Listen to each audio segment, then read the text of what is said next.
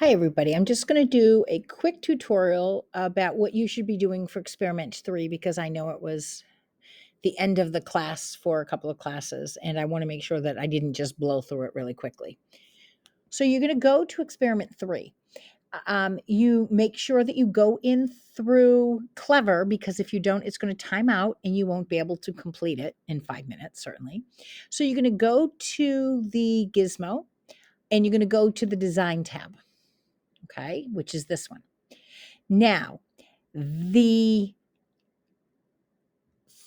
things that you're going to change are these things up here right now, okay? The things that you're going to change in the experiment is only the crumple zone rigidity. These are what you're going to change. Once you get all of this into your experiment, you're going to leave it alone.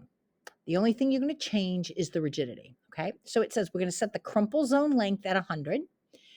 Now, notice what happens when you move this. It changes this, right? So that's what the crumple zone length is. So don't lose track of that. So they said crumple zone is 100. The crumple zone rigidity is what we're going to change.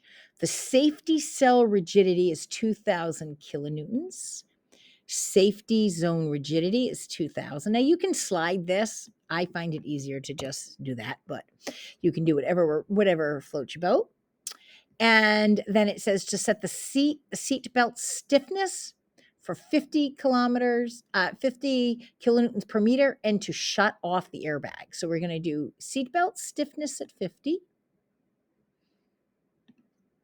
At 50, we're going to make this 50.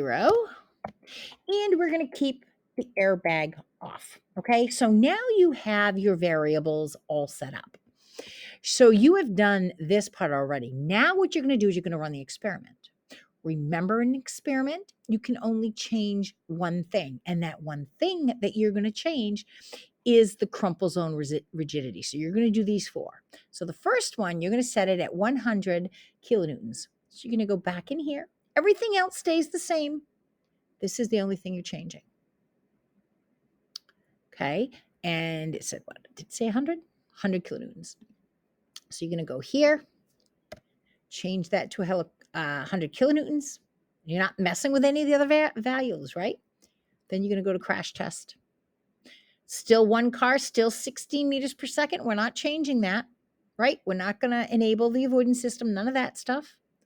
Hit play, run the simulation. Okay, so you can do the slow-mo if you want. Then you're going to go to the results. Right here is where you're going to get the information for your data table. The crumple zone deformation. Okay, so you're going to come here. The crumple zone deformation was 1 meter. And remember, we set it at 100 centimeters, which is 1 meter, and the whole crumple zone is gone. So it's 100% deformed. Okay, so the crumple zone deformation was 1 meter, right? The dummy displacement. What about the dummy displacement? Okay, so the dummy displacement was that the dummy did not hit the steering wheel. So it did not hit the steering wheel. Okay. And so how much was it displaced, though? It was displaced by 1.42 meters. So it went from a standing position. And remember, if you slow-mo it, you can see that it went forward. So you would put 1.42 meters right here. That was the displacement. How much did it move? That's what displacement is, right? Maximum force on the dummy. Maximum force on the dummy is right here. 20.88 kilonewtons. And then the last one is likelihood of survival. Okay. If this was a person got into a car crash under these circumstances, what would be the likelihood of survival? Likelihood of survival is down here at 87%, right? So you have a 87 out of 100 chance of surviving this wreck. Okay. Now what you're going to do is you're going to go and you're going to do these other 3. Well, guess what? When you get over here, you have to go back to design. You're not changing anything except for crumple zone rigidity. So you just move this, run it again, and get the data. Okay, that should straighten out any questions that you might have.